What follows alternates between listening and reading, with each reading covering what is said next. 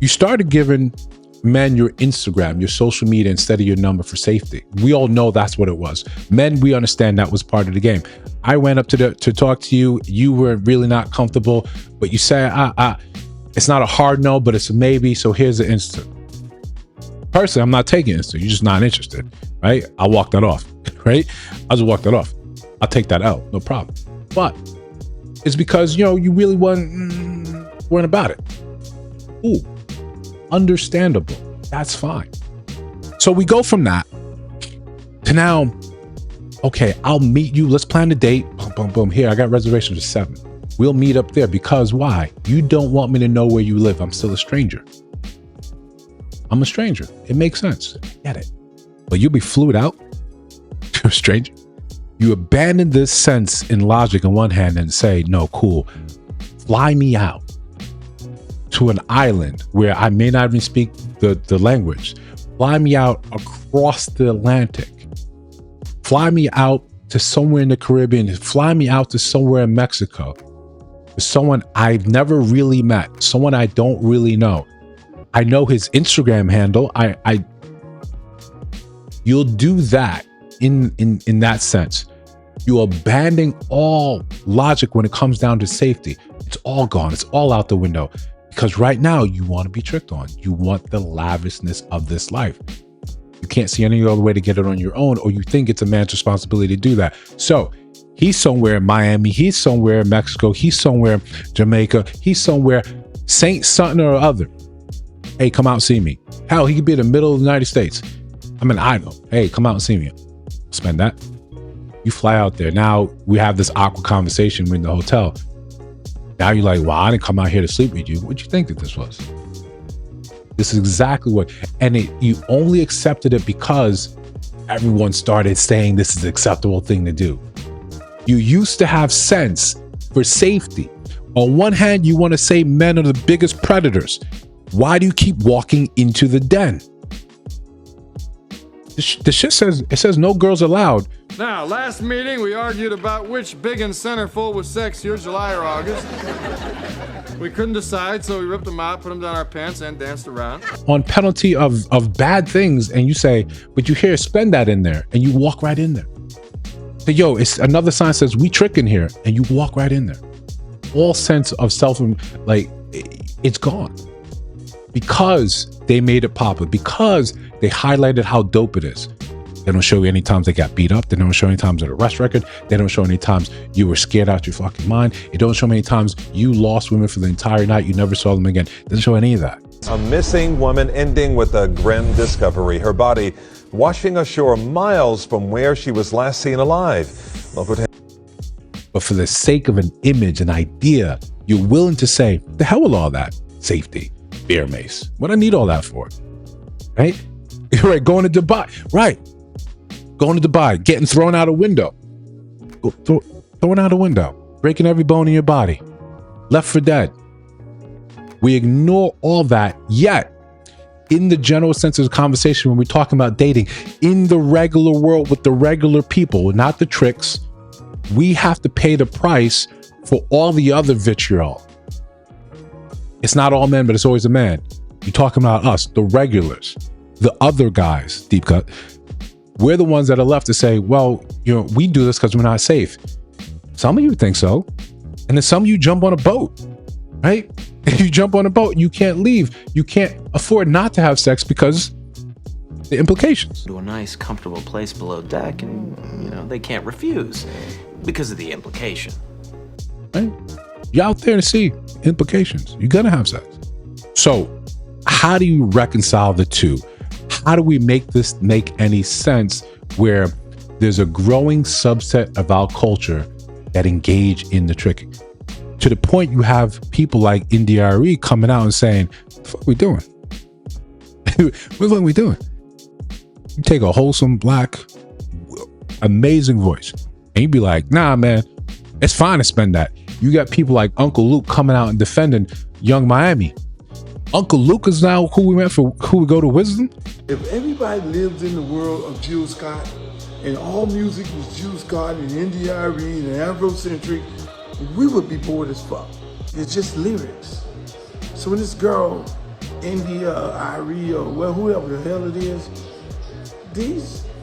Listen, I have no problem with these Afrocentric type people, but they're always jumping into the conversation of wanting art to be created like they are. If everybody lived in the world of Jill Scott and all music was Jill Scott and India Arie and Afrocentric, we would be bored as fuck.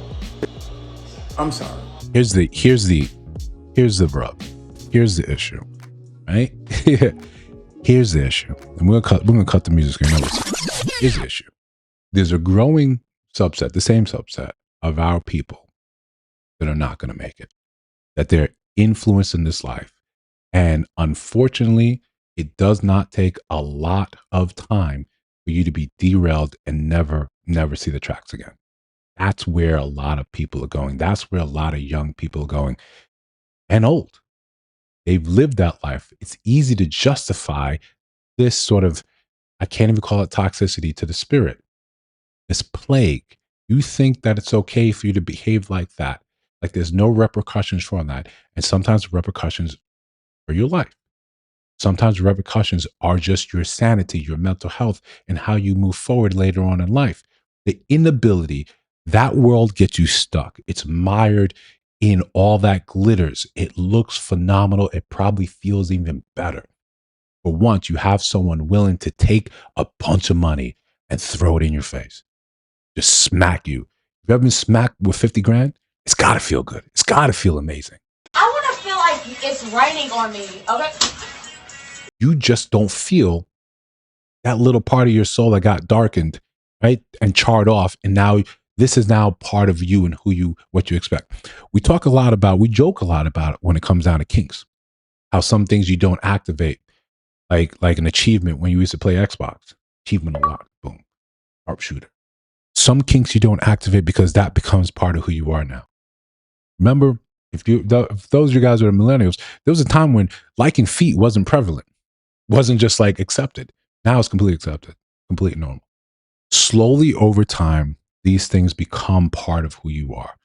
I don't want to say just in the Black community, but part of our culture in the United States, in the Western world, this idea that you're supposed to behave like this, to take care of a woman. There's no difference between that dude, Poppy, who's talking about you got to pay all the bills, to someone sitting there throwing 50 grand in your face and you being ecstatic over it. Someone that's coming and saying, do these things so I can do this to you. Do this. When I do this for you, it eliminates the ability for you to choose, for you to get to tell me, no, I tricked on you. I bought you the shoes. I flew you out here. I took you to Paris. And now you're going to say no? It just so happens we're off the coast of, you don't know where it is, and you're shit out of luck on a yacht. The implications.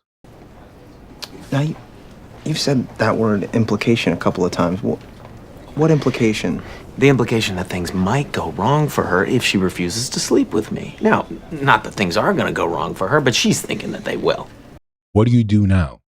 You lost the autonomy, the ability to say anything about anything.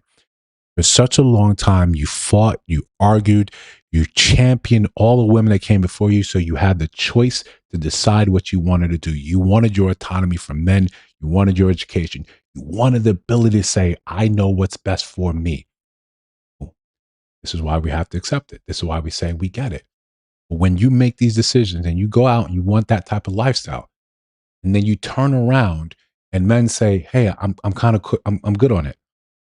You come back to the reality, you come back to this side of the dating pool, and then you get upset. Why can you not find mates? Why can you not find a man that's willing to do anything with you? You think that part of you is hidden. You think because it happened and no one else was around, you reek of it. Women like that, you reek of it. Men like that, they reek of it. You don't have difficulty spotting them and saying, this is the life you kind of like to lead. This is the type of person that you've become. It's in your mannerisms. It's the way you speak. It's the way you speak on others. Despite the claim, you just got to go to therapy. You're hooting, hollering, you're ultra masculine because you live that life of Cause and effect. Pay for this, you get this. When you stop being important, when your physical womb stops being important to you, what do you think it happens? What I say all the time in a couple of videos, all the time. The minute you put a price on it, it's cheap. The very second you give it up for this, it's cheap. It's cheap. You don't, oh, I would never do this. You see countless women engaging in that, being fine in that, and thinking that this is now somehow you get to dip a toe in that and come out clean. This is who you are now. It's part of you. It makes it harder for you to bond with people later on. It makes it harder for those other people to look at you and see anything but just, party girl, an OF model, right? A Dubai porta potty. There's this thing in us where we just don't take you seriously anymore. For larger things in life, we don't take you seriously. We may play, we may have fun because you've indicated that there is a price out there. There's a willingness. You no longer have this barrier of importance, of innocence, of sort of being sheltered, being taken care of value. You just say, there's a price and you could probably meet it depending on what you need, depending what time of the month it is. Are we closer to the first? Or some bills due? Car note, insurance? You have a kid that doesn't have supplies for school? Now that you're on the menu, it's cheap.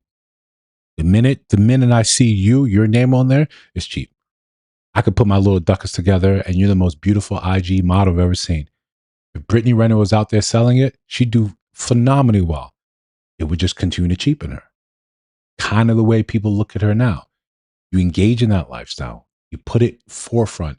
You have no shame behind it. And then you get surprised when men just say, cool.